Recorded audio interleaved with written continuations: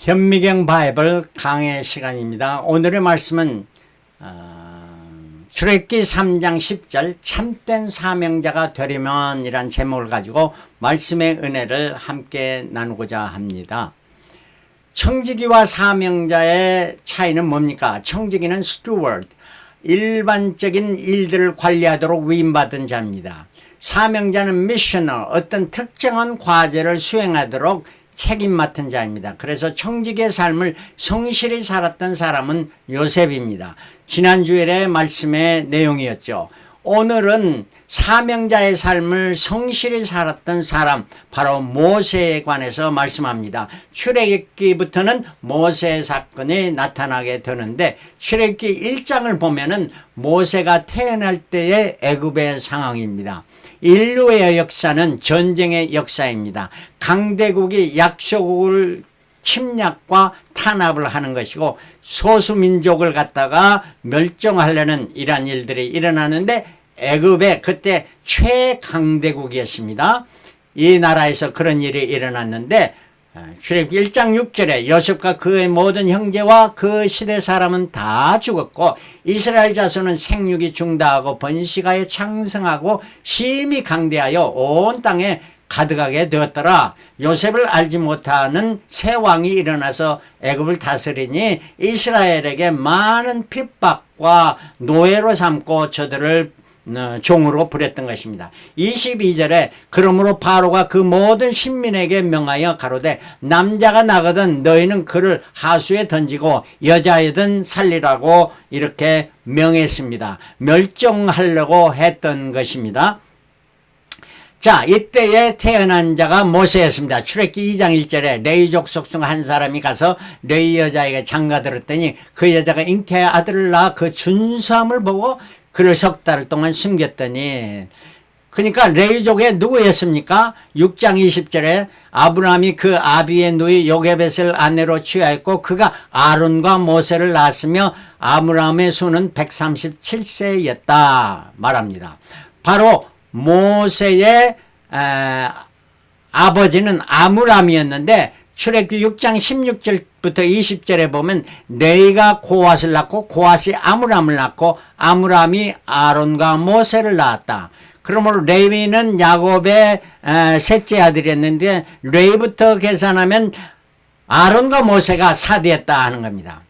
창세기 15장에 보면은 하나님께서 아브라함에게 말씀하면서 너의 후손에 타국의 종이 되리라 하는 이러한 말씀을 해주시면서 있었던 사람, 400년 동안의 4대가 종노릇을 하리라 하는 말을 했는데, 참 이게 우리에게 받아들이기 힘든 일이에요. 어떻게 400년의 4대가 있을 수 있냐. 조금 전에 레위를 통해서 4대였다는 겁니다. 자, 이거 한 가지 증명을 했는데 그것까지는 부족하잖아요. 그래서 성경은 또다시 이것에 대해서 증명해 주고 있습니다. 성경은 성경으로 해석하고 성경이 성명을 증명해 줍니다. 자, 출애굽기 인구조사가 나타나는데, 인구 출애굽했을 때 그 초기의 인구조사입니다. 레위지파 외에 11지파의 남자는 20세 이상의 인구가 60만 3,550명이었습니다. 그리고 레위지파의 남자는 1개월 이상의 남자가 2만 2천 명이었습니다. 이걸 비교해 보겠습니다. 자, 비교해 볼 때 애플 투 애플, 사과는 사과하고 비교를 해야 비교가 할 수 있잖아요. 그래서 11지파를 갖다가 레위지파에 이렇게 비교할 수 있도록 하는데, 11지파를 한 지파 평균이 몇 명이냐 하면은 11로 나누어야 되니까 54,870명이 되었습니다. 근데 레위지파는 20명이었으니까 이것도 1개월로 계산해야 되려면 11지파의 그 평균 한 지파의 1개월 이상의 숫자는 30%를 더한 1.3을 곱해줘야 됩니다. 그래서 71,330명이 되었습니다. 자, 이것을 가지고 레위 지파와 비교하면은 다른 지파는 71,330 나누기 22,000을 하면은 3.24배가 됩니다. 이 말은 다른 지파가 3.24배나 더 인구가 많았다는 것은 세대수가 더 많았단 말입니다. 그래서 11지파의 평균 400년에 몇 대가 되었을까 하려면 4 곱하기 3.24라면 13대가 됩니다. 그러면 400년 동안에 한 세대에 몇 년이었을까 하면은 400년 나누기 13하니까 31년이야. 여러분과 제가 아는 요즘에 한 세대를 몇 년으로 봅니까? 30년으로 보지 않습니까? 정확히 그때의 상황에도 이스라엘 백성이 한 세대가 31년이었다 하는 통계가 나타납니다. 이토록 하나님의 말씀은 하나님의 말씀으로 확증하고 증거해가지고 되는 것입니다. 저는 이걸 발견하고 얼마나 감격했는지 말로 했습니다. 하나님의 말씀은 정말로 확실히 믿어야 할 하나님의 말씀이다 하는 것입니다. 그래서 11지파는 400년 때 13대였고 레위지파는 4대였던 것입니다. 자, 이래서 출애굽기 2장 3절에는 모세의 부모가 이렇게 다 죽이라 했는데 더 숨길 수 없이 되매 그를 위하여 갈상자를 가져다가 역청과 나머지를 친하고 아이를 거기 담아 하수가 갈대 사이에 두고 해주면 킹 제임스 버전은 갈상자를 아크라고 말해줍니다. 이 아크는 방주라는 뜻이죠. 방주라는 말인데 역청도 칠했으니 노아도 그때 방주에 역청을 안팎에 칠했었습니다.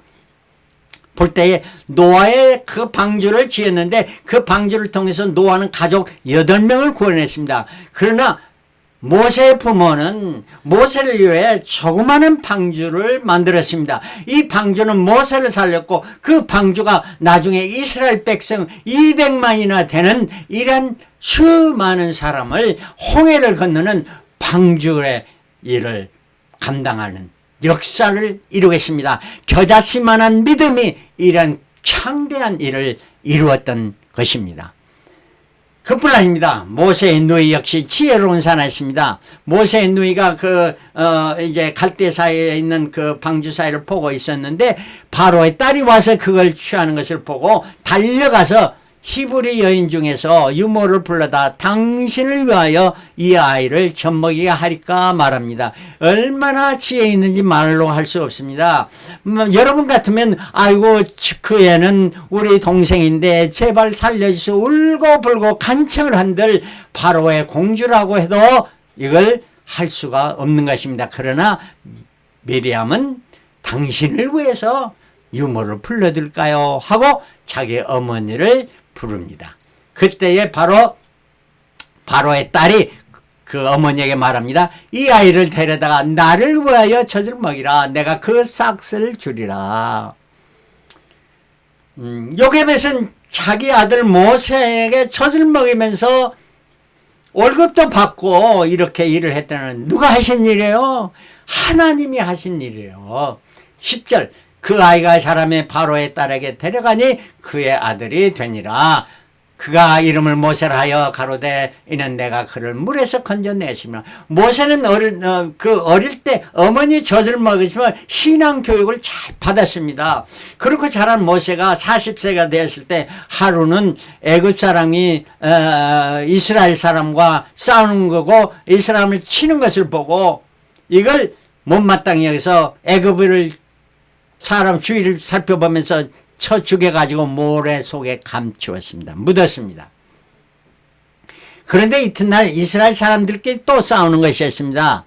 그러니까 모세가 이걸 말리니까 그 악한 사람이 하는 이야기가 어제는 애굽 사람을 죽이더니 오늘은 나를 죽이려고 합니까? 하면서 이렇게 폭로를 하니까 이것이 들통나서 바로도 알게 되었고 바로가 모세를 죽이려고 하니까 모세는 미디안으로 도망합니다. 그리고 미디안의 이드로의 양을 치면서 그 딸 십보라와 결혼하였고 아들 게르솜을 낳았던 것입니다. 목동의 삶을 얼마나 했느냐?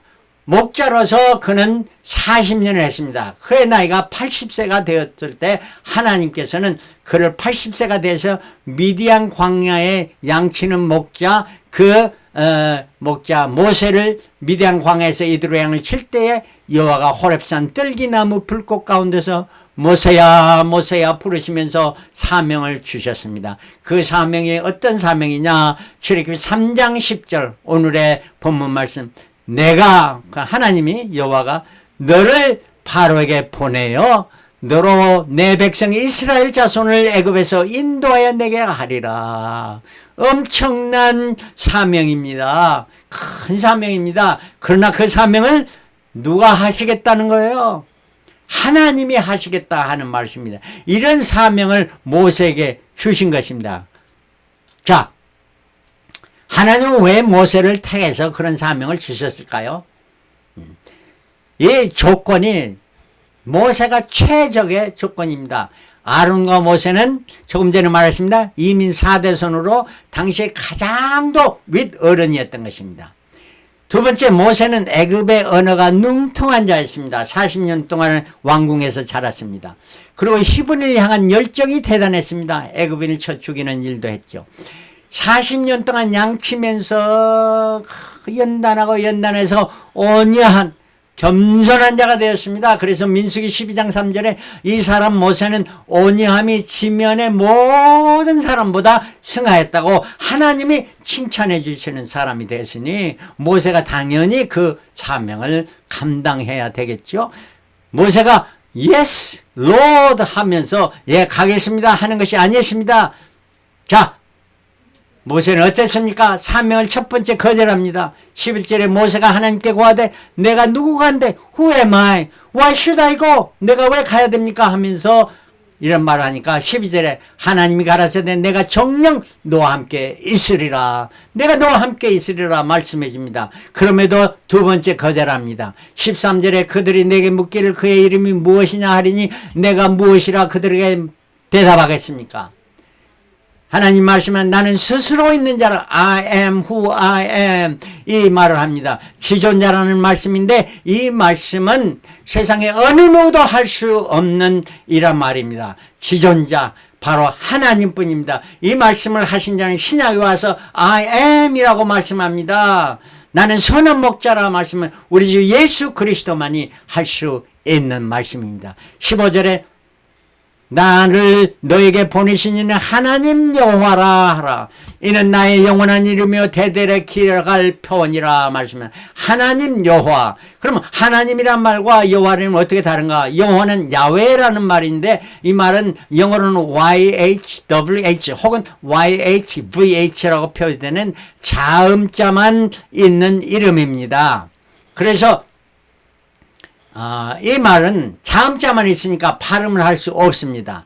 그래서 히브리 사람들이 읽을 때에 이걸 나타나면은 아도나이 주라고 읽었던 것입니다. 하나님의 이름이라는 건 일반적인 창조주 전지전능하신 하나님을 말해줍니다. 그러나 여호와라는 것은 이스라엘 백성과 언약의 관계에서 맺어진 이름 부를 수 있는 이름입니다. 그래서 여호와라는 이름은 구약에만 나타나는데 6,000번 이상 사용되고 있으니까 매절 4절에 한 번씩 여호와의 이름이 나타난다고 보면 되겠습니다. 이토록 여호와 여호와 여호와였습니다. 우리도 하나님을 여호와로 부를 수 있는 것은 우리 저 예수 그리스도로 말미암아 우리로 하여금 하나님 여호와를 아바지로 부를 수 있게 됐습니다. 이게 바로 여호와라 하는 이런 말씀이 아니겠습니까? 이게 놀라운 축복의 사실인 것입니다. 자, 두 번만이 아니라 세 번째 또 거절합니다. 출애굽기 4장 1절에 모세가 대답하여 가로되 그러나 그들이 나를 믿지 아니하며 내 말을 듣지 아니하고 이르기를 여호와께서 내게 나타나지 아니하였다 하시리라 하셨다 하리리라. 그러니까 하나님께서 야 그래 그러면은 내가 기적을 보여주지 하면서 내 지팡이를 땅에 던지라. 던지니까 뱀이 됐어요. 뱀의 꼬리를 잡으라 하니까 뱀의 꼬리를 잡으니까 다시 지팡이가 됐습니다. 그뿐 아닙니다. 내 손을 품에 넣으라 하니까 넣으니까 꺼내라 하니까 꺼내보니까 문둥이가 걸렸던 거예요. 문둥병이. 다시 넣으라 하니까 그 병이 나았습니다. 이런 기적을 베푸시면서 또 그래도 믿지 않거든 하수를 취해서 육지에 부으라 그러면 피가 되리라. 이런 기적이 나타나겠다 하면서 보냅니다.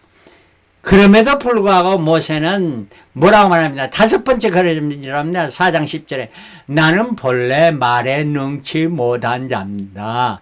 나는 입이 뻣뻣하고 혀가 둔한 자이다. 이렇게 말합니다. 그러니까 하나님이 이제 가라. Now go. 내가 내 입과 함께 있어 할 말을 가르치리라 말씀해 주고 있습니다.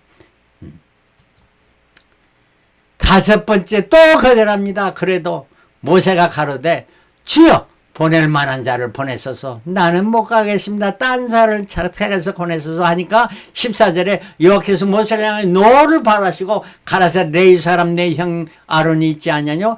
그의 말 잘함을 내가 아노라. 그가 너를 만나러 나오니 그가 너를 볼 때에 마음에 기뻐할 것이라. 이렇게 말씀해 주면서 가라고 말씀하십니다.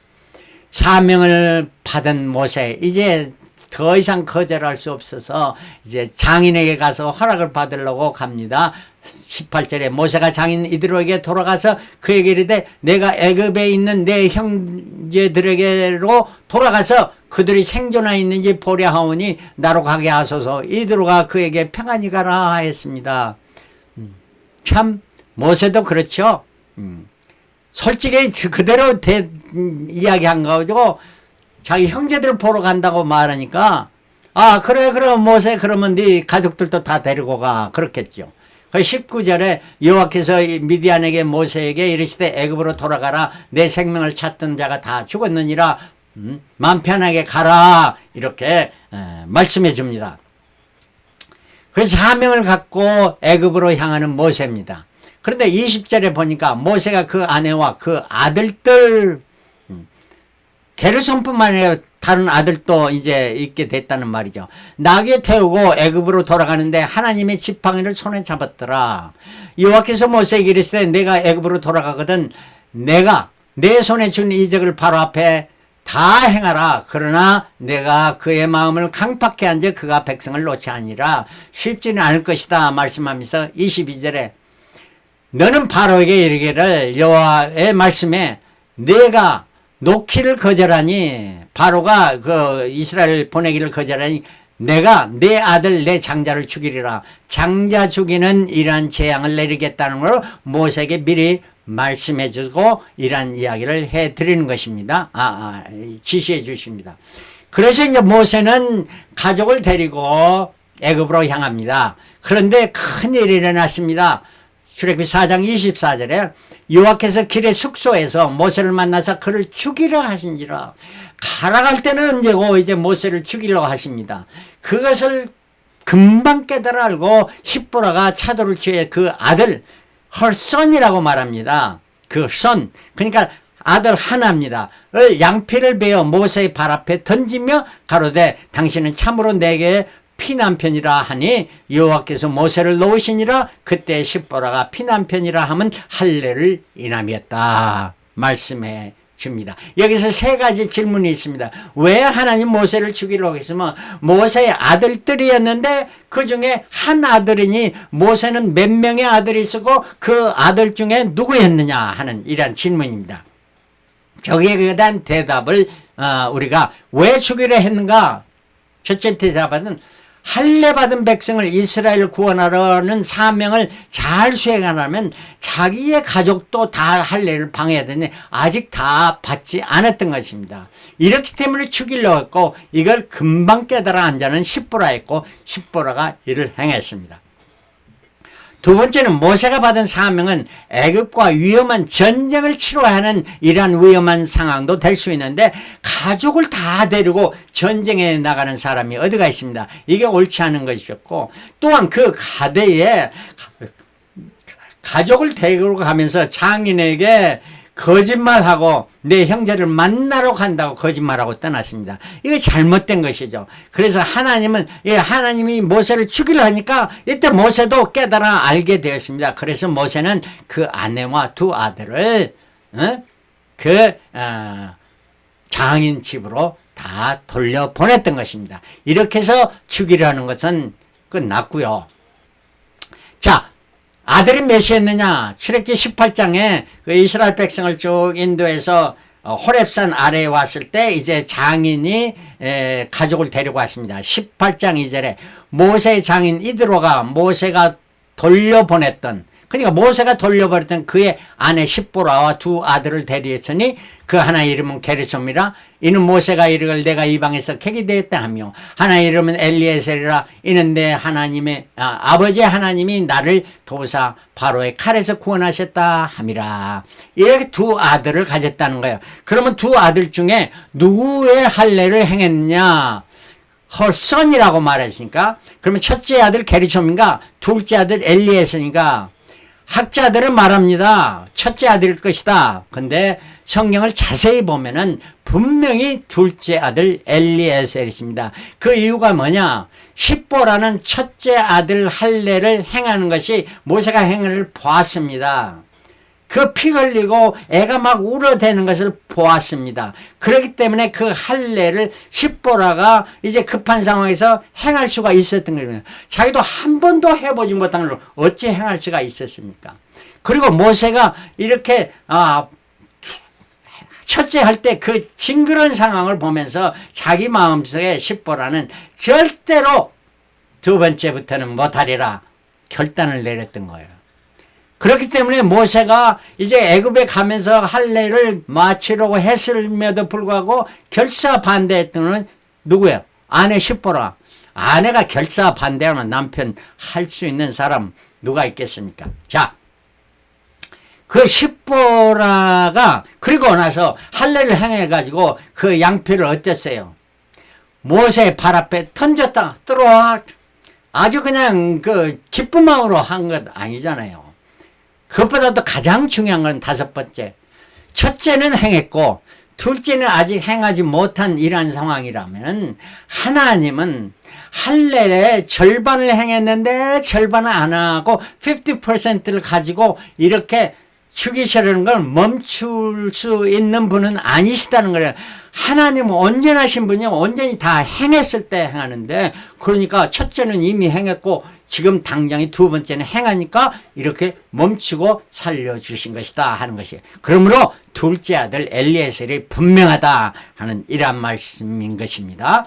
자, 그래서 하나님은 아론으로 하여금 모세를 만나게 합니다. 27절에 여호와께서 아론에게 이르시되 광야에 가서 모세를 맞으라. 모세가 가서 아론을 찾아서 만난 것이 아니라 하나님께 이렇게 만남을 이루시는 하나님이, 이 모든 역사 하나님은 하나님의 일을 네 알들에서 해라 하는 것이 아니라 우리로 하여금 이루시게 하는 그 타이밍을 맞추시는 하나님이신 겁니다. 놀라운 하나님이신 전지전능하신 하나님.